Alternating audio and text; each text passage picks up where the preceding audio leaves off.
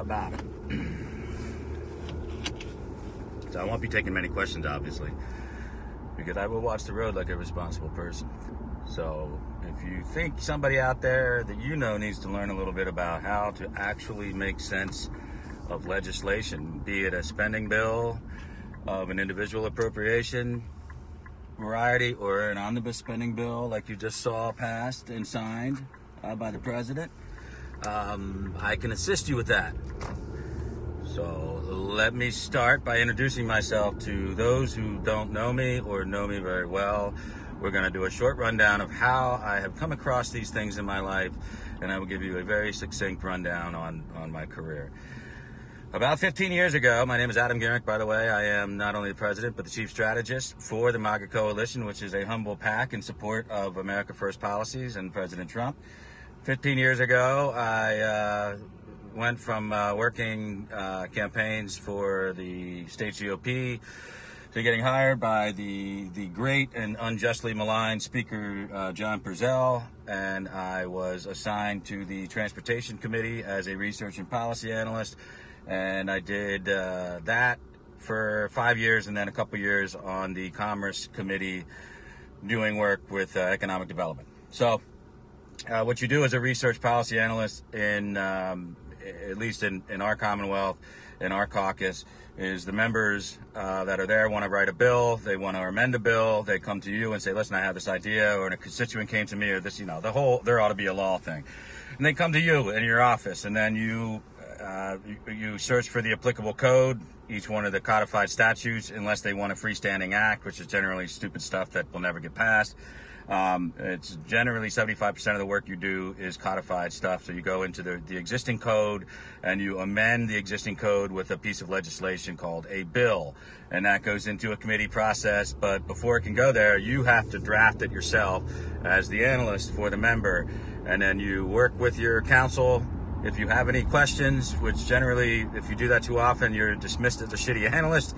So by the time you have a work product in hand, drafted legislation, or an amendment that's pretty substantive, then you work with something called the Legislative Reference Bureau, and what they do is have lawyers that are specialties in those particular codes that you're working with, and they make sure that you are not superseding existing statutory authority, and they make sure you're not dealing with any federal supremacy issues, i.e. the state cannot enact provision that supersedes the federal law. And whenever there's a conflict, obviously the supremacy clause is kicked in. So anyway, that's just what I did for a lot of years, and you learn a lot of stuff. You learn how to read bills very quickly because most bills are not new language. So if it's not a freestanding act and you're dealing with any normal bill that's modifying a spending bill or a statute, most of it is repeated language, and you wouldn't know how to read the changes unless you were looking at the draft and you knew what you were doing. So most people are generally confused by this stuff, and I understand that. So that's my quick rundown of how I came about this stuff over the years. I graduated from that to working 3 years as an executive appointment for former Attorney General, then Governor Tom Corbett, and I ran an agency called, I was Special Assistant and Director of Operations to the Secretary for an agency called Conservation and Natural Resources, which essentially handles everything that the Department of Environmental Protection doesn't, all the state parks and the state forests. And it's a $300 million agency, roughly 3,500 full-time employees, double that part-time. We dealt with a lot of grant pass-throughs. You have to understand all of the limitations on how you may expend your monies. We had an oil and gas fund where we negotiated all the leases with the gas companies that we had, predominantly a lot of them. And it was a large, 70% of our budget was taken off general fund spending because we had oil and gas and something called Growing Greener 1 and 2 bonds that were called environmental stewardship funds. So you had to delicately balance operational funds versus project funds, capital projects versus operations. Operations are what keep people employed, so you don't have to lay them off when times get tough in the budget. So we had one of the most unique situations in all the Commonwealth agencies when I worked for that agency. And I got to really understand, obviously I was in charge of the budgetary, administering the funds and how they were going to be administered, and do whatever I had to take to keep us off. The governor wanted us off general funds so he could free that up and put it towards, education and the cost of all the other entitlement programs. So that was my job. So in the end, you get pretty good and working with your chief counsel and figuring out how you comply with the spirit of the law, if not the letter. So authorization comes from the General Assembly. You have to be experienced on both sides of it. And if you're not, you can be wrong, really wrong, even if you tout yourself as an experienced lawyer who previously worked for Reagan, like Laura Ingraham, who has a TV show that admittedly will reach many more millions than I ever will in my lifetime. Why is it that the gaslighting led by Breitbart has basically permeated into the base like a virus, and like a norovirus on a Caribbean cruise line, for God's sakes? It's just spreading so quickly, and people are saying, Adam, you don't understand. Daniel Horowitz and Laura Ingraham and Breitbart are saying that the Section 224 of this conference committee report spending bill issues a prohibition against what they're confusing is they honestly think 224 is allowing people that are coming with the minors across the border, the unaccompanied minors. They think they're reading something that tells them that's not true, right? So they're completely wrong. They think that the people coming across the border with the unaccompanied minor cannot be arrested or deported or held, which they're equating to amnesty. Okay, well, that's not how it works here. The bill, this is new language. So new language in a spending bill is usually not unheard of, but 75% of the bill will be exactly what it was the prior authorization, whether it was 3 weeks ago in a continuing resolution or whether it was 6 months ago, because we don't ever do year-long 12 separate appropriations anymore like we used to or like we're supposed to. We avoid that. All we do is bump it to 6-month cycles, 3-month cycles. So essentially, let me cover this before I get into Section 224 anymore. Let me get a drink of water here.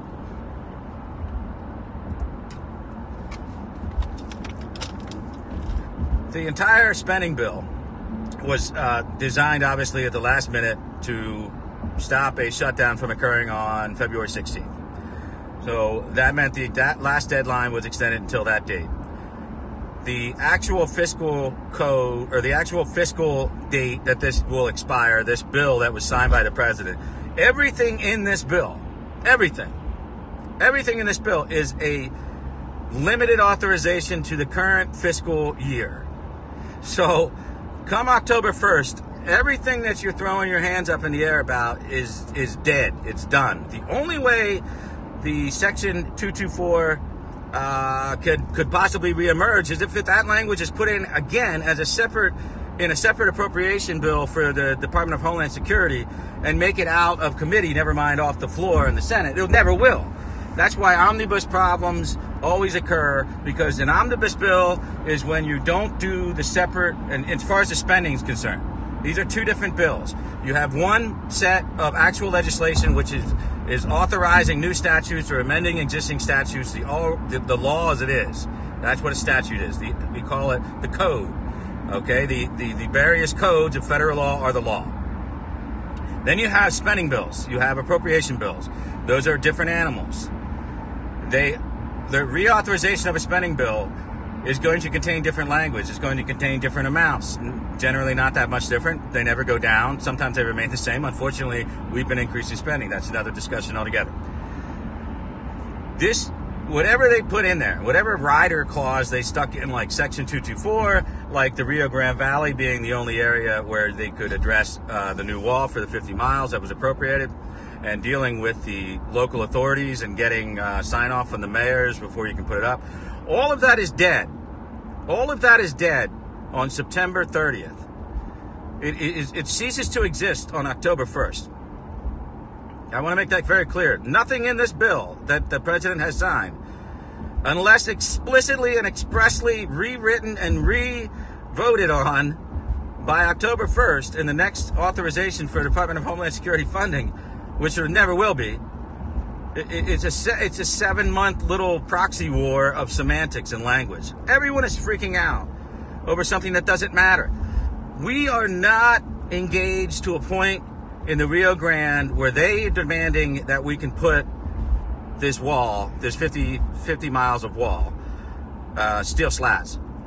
We haven't even done any, we haven't surveyed it. We haven't had general services go through the procurement process yet. We haven't had environmental studies. We are so far away from discussing with a local official in the Rio Grande Valley whether or not we can put a wall somewhere. We won't even touch it by October 1st. It's not going to happen. We have the last appropriation. That's what we're using right now for the wall. We are using the prior encumbered funds that were already authorized under the last spending bill. Those are the monies that are being spent right now. And I explained this last night. I'll explain it again briefly. Encumbered funds mean that they were authorized and appropriated for a specific purpose. They are listed as a line item. They are still shown as not being spent because you haven't spent the money. So they are considered encumbered funds. Hence, those who are saying, Trump hasn't spent the money that he got last time on the wall, now he's demanding more. Well, you don't know what you're talking about because we don't pay contractors until the job is done. That's it. You've got overrides, you've got rewrites, you got all kinds of bullshit contractors pull on you, and it goes through a very specific process once procurement is done. That's I cannot explain all that to you. I've done it, but I'm not going to be able to get into it with a 15-minute Periscope because we won't get anywhere. So everything you're reading is wrong. And not only is it wrong, or at least speciously, incorrect in order to achieve a political talking point for people, it's dead in the water before it could ever really take hold. The Department of Homeland Security has multiple sources of funding that are not expended at this time. The Department of Homeland Security can move certain funding pools around. Not everything is a strict line item. There are a lot of funds that we get on an annual, semi-annual basis from drug bust and asset forfeiture and bond issuances off of initiatives that come back and get a little money back into these programs. We can hold money that's supposed to go out in federal grants to cities and states. Listen, we have enough money that it doesn't matter what they put in this bill to get us through till October 1st. I want everybody to understand that. They cannot supersede an existing authority under the statute of federal law. They cannot take federal law and change it in a spending bill. Okay, the bill has a built-in sunset provision. It has a built-in shelf life because it expires at the fiscal year. And the fact that we only have not even 7 months left, 6.5 months left in the fiscal year, it's not going to in any way impact current operations at the Department of Homeland Security or any subsidiary agency, i.e. ICE, okay? So let's get back to Section 224. What does it mean for the next 6 months about Section 224, which is the section that states, not anything to do, if you come across the border, you're detained. If you come across the border with a 12-year-old, you're detained. This section is referring to a child who comes up unaccompanied as a minor, says he needs asylum, and has an aunt or an uncle that snuck into this country illegally and has been living here. It means that if this undocumented illegal alien comes to the border to identify and sponsor this child, that ICE may not immediately detain them and hold them for the hearing that they obviously either blew off when they came into the country or never had, because they snuck in illegally and we never caught them. ICE may not, this is for the next 6 months, that's it, just 6 months. Somebody explain to me how somebody who snuck into this country illegally and is undocumented completely is going to put their own freedom on the line and go to ICE itself and claim a child that is unaccompanied from the border. I guarantee if this happens once in the next 6 months, I will be shocked. This is what they're calling amnesty, which is absurd. This is restricted language saying that not one dime of the money appropriated in this current bill, not the last bill, we're not out of money, okay? We're not out of money. The department's not going to be out of money. The president will tell the secretary and others if need be, find the funds outside of this existing, bill that we just passed to get us through the next 6 months so we don't have to comply with this Section 224. Section 224 cannot make law. It cannot supersede the immigration laws on the books. And those laws dictate that if ICE is encountered by somebody who is undocumented or they blew off their deportation hearing, they can detain them and give them immediate hearing and then boot them out of the country. All this does is say you can't use any of the money that we just gave you to do that. They can't. You can't cripple the executive branch.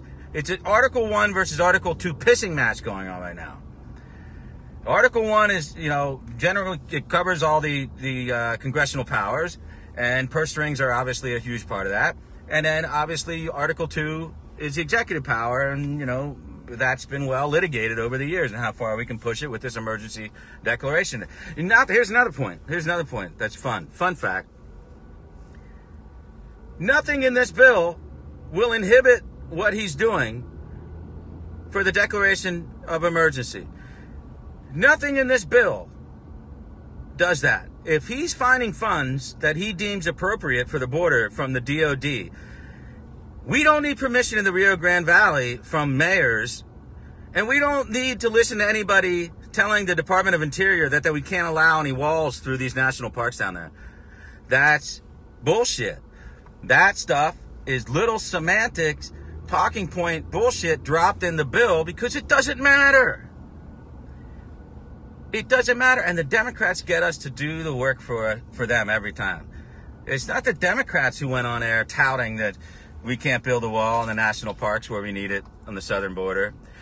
It's not the Democrats beating the drum about, you can't do it unless you get a mayor to sign off in a Democrat town on the border because they get paid off by the cartels.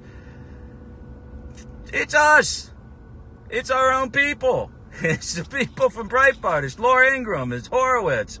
It's, the crank machine that Bannon still has out there.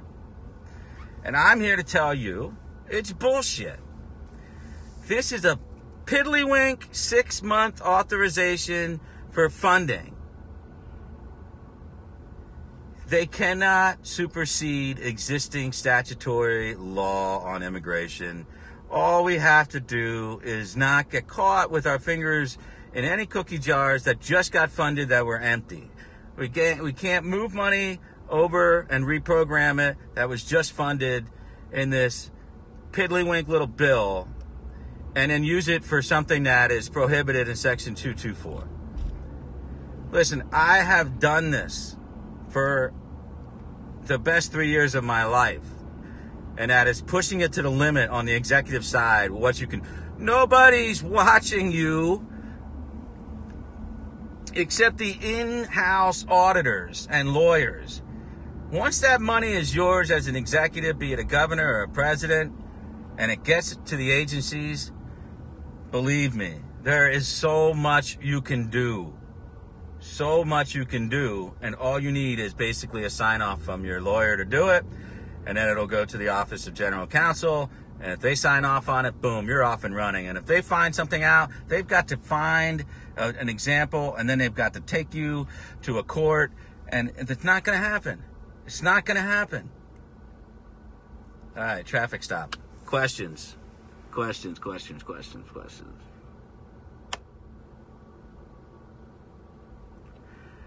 It's called getting vitamin D, emo. You ought to try it sometime. Stop living in a cave, you bureaucratic freak.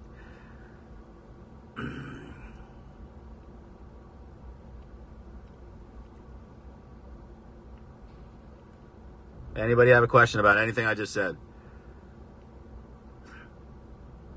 The administration doesn't even want to justify this stupidity. It's so dumb, no one else will come on and even talk about it. It seems like the only one that wants to talk about it, the only people that want to do this are the gaslighters. Yeah, 224 is definitely not in the last authorization, but that was a very good question. 224 is new language, but it's dead in the water come, October 1st. Laura Ingraham is part of the Bannon crank machine. She's part of the Horowitz. Horowitz is close with Ingraham, and Bannon is close with Ingraham. So whenever you hear Ingraham say this stuff, you're listening to the same crank machine. And Culture's in there as well. It's just really stupefying to me that they're this disingenuous or else this stupid. None of it is rooted in reality. None of it. Absolutely none of it. So in order for this to be a real problem, we go into the next fiscal year. So by October 1st, somebody, unless we go into another shutdown, which is entirely possible, somebody's going to have to vote this language again, and it's going to kill the bill. The only way this got through was because it was a conference committee report on an omnibus bill. It is the sneakiest way to do business that you can possibly have in Washington. Nobody knows what the fuck is going on. The conferees don't even know what's going on. It's negotiated by leadership. All these little talking points get slipped in to appease the caucus. Because what you do then, it's the other part of the job that I did for 7 years, and what they do in Washington is they caucus these bills. And when you take a bill into caucus, you need to explain what the bill does. So at least on the state level, I went in as an analyst, and the entire caucus is sitting there, and you explain to the caucus what the bill does, and you explain to the caucus who's in favor of it and who's in opposition to the bill. That is your job. It's your job to do that. So in order for me to make it, leadership tells me, I want you to highlight this part of the bill, this part of the bill, this part of the bill. Then I do that in caucus because my job is to sell the bill because, in the majority, which I was for 5 out of the 7 years, in the majority, you want to sell the bill to the caucus because leadership has you selling it. They want it passed. So, somebody in Washington has to go to the Democrats and say, don't be too pissed off about this 1.7 or 1.37 billion for the wall. Look at all the prohibitions we stuck in there. Look at this. You can go as an undocumented illegal alien to go pick up a kid at the border and we won't let them touch you. Oh, they love that shit. They're going to eat it up. They're not going to talk about it on the news because it looks bad. Who talks about it? Our people do. Our people get all up in arms about this stuff. And it's stupid. And it's embarrassing. And I'm calling them out. I don't care who likes me and who doesn't like me. A lot of these people just want to be upset. A lot of these people seem content to get pissed off at the president. And that's not me. I mean, if he's wrong, I'm the first one to come out and say he's wrong on something. But what the hell? Why would he send back a clean resolution and extend the deadline again when he got 1.37 billion that he knows damn well he can use for a part of the wall at some point?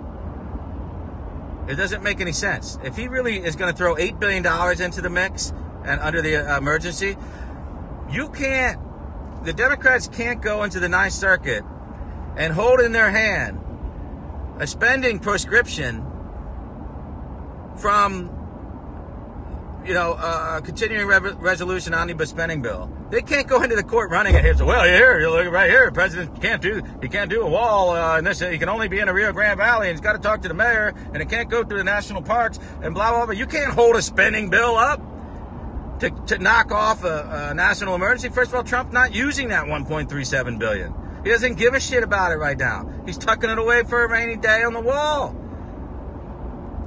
It's stupid. Why would he give back 1.37 billion for a clean resolution? He's never going to get more. He's not going to get more. He doesn't care about your silly little language about somebody is allowed to go down to an ICE tent, pick up a kid, and leave. You don't think ICE has to run a background check, by the way, on every single person? So every single person. This is the counterpoint subsection that the Republicans put into the 224 section. So the subsection on 224 is, oh, by the way, if you are an undocumented illegal alien and you come down to claim a minor, we run a full background check on you. And you can't have any criminal past. And you can't have no job. You can't have, any issues that would associate with drugs or prostitution or difficulty enrolling the child in a school. Meaning you got to be a taxpayer who hid from the government And you're going to give that up to come down in 6 months, by the way, and you know that this thing's never going to be alive again on October 1st. Are you, as an undocumented alien, are you going to come down there for your cousin or your second cousin or your freaking, your next door neighbor that you used to have in Mexico or whatever? You're going to go down there and risk your freedom because ICE is going to know who you are. And then they're going to know where your address is because you have to sponsor the child and take them back to an address that you gave. So we're going to know where you are. And come October 1st, you're going to get deported. Listen, I am not by any means the top guy in my field. I wasn't a superstar. I had my shots. I was a pretty good staffer. I was a better political operative.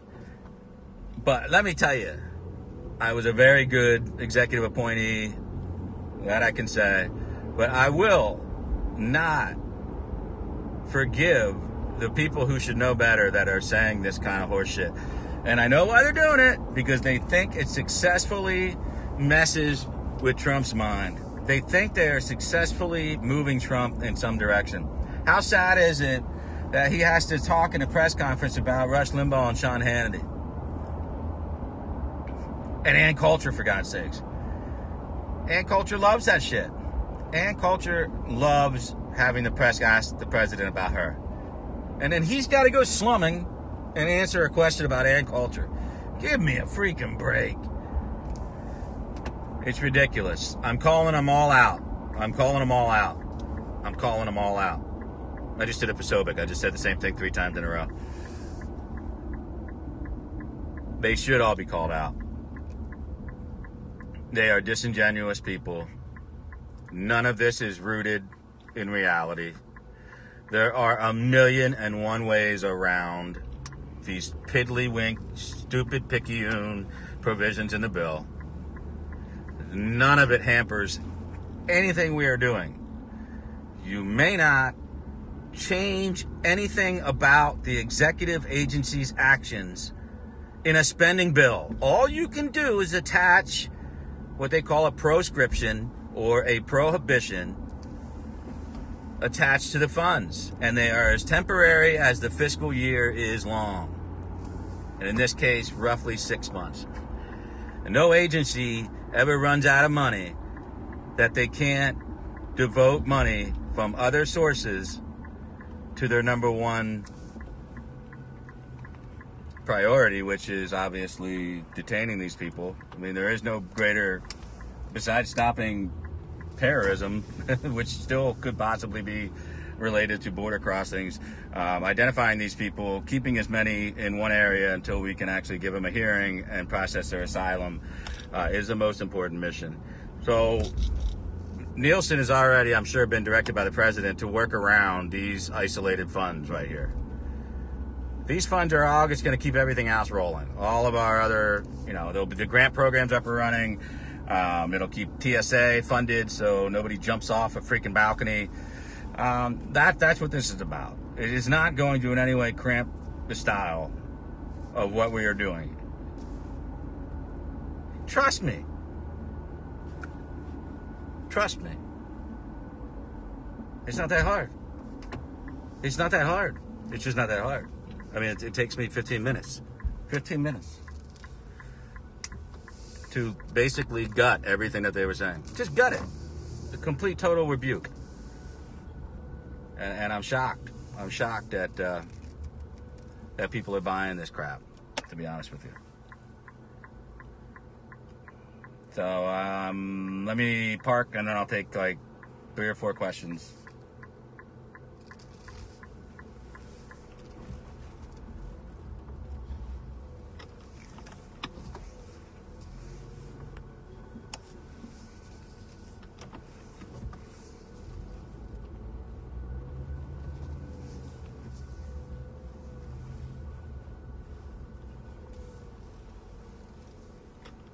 Okay.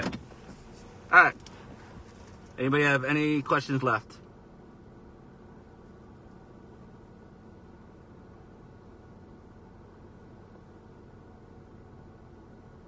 Well, we know where they all are. If somebody came down and picked up a kid, they go through a full checkpoint, background check, and we know where they were taking the kid back to the address, and ICE would go there.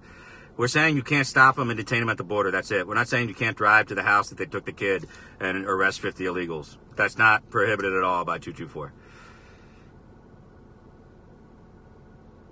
The new AG, I'm sure, is like picking out his desk. I don't know, Liz. I don't know if anybody else is or not. It's just kind of ridiculous. We can go back and deport them. They come down. They're not going to do it. That's my point. Nobody's going to come down there and pick up an unaccompanied kid and go through a full background check, give an address to prove that they can put him into school, and know that ICE is going to come up and get him as soon as they leave the border. It doesn't make any sense. You're not going to do immigration law or de-incentivize people coming across the border in a spending bill. Okay, this is a spending bill. It's not going to happen like that. If you want to change the immigration laws, you got to do an actual bill, not a spending bill. Nothing in this thing changes anything in immigration law. Not one thing in immigration law has changed. Nothing is changed by this bill. Absolutely nothing. Except which funds may be used over the next 6 months. That's it. That's it. I'd be too angry for Fox because I'd curse them all out for being really bad at their jobs.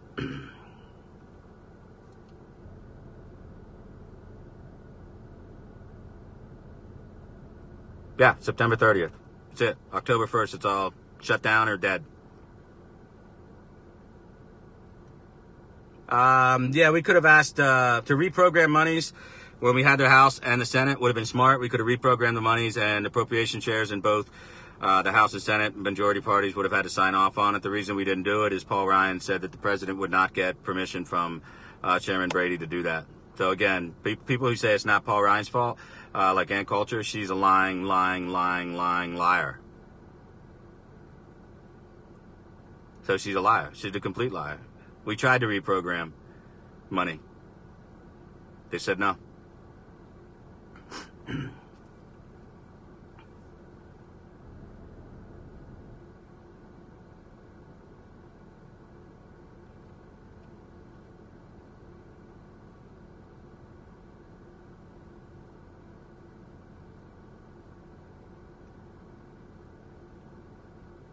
Yeah, and it's important to note, Fightsy, that not only that, but everything that was authorized in the bill dies on that date no matter what.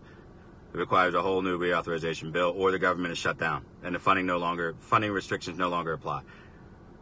Everything would be dead on October 1st. The humanitarian aid, that's just that's part of all the spending bills. That's not new language at all.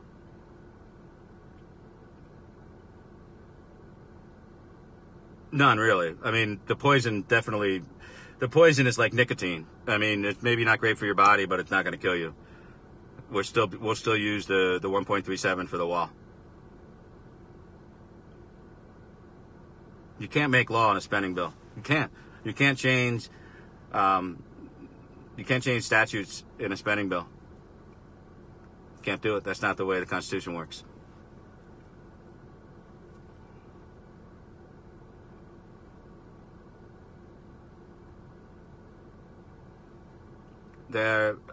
Trump is already, like I said, the previously encumbered funds are already rolling out. They're still slats. He's already doing that. It takes a long time to purchase land through eminent domain and other policies. It takes even longer to, even when we start to waive some of the environmental considerations, we still have to do environmental impact studies. We have to negotiate with landowners, and we have to negotiate the procurement process to get the cheapest bid that still will work. Frankly, it's going to take 3 to 4 years just to see a sizable chunk of new wall. Because the repairs are the easiest one to do because we're still functioning off of the earlier appropriations from the 2006 bill, that people referred to as fencing.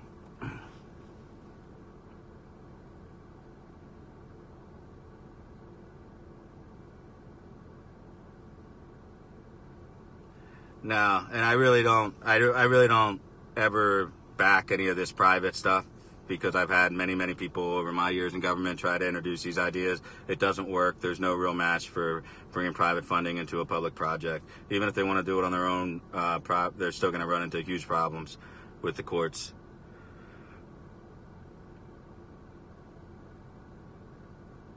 Absolutely, we'll have new 20, 30-foot steel slats up for the campaign. Sure, absolutely.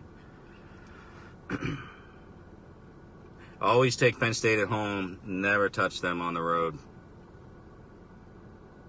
Now, granted, take the points. I mean, don't take them to win against Michigan like they did. That was ridiculous. Nobody saw that coming.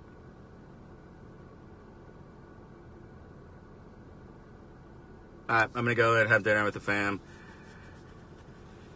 See my girls. Kick this out to anybody that you think is confused.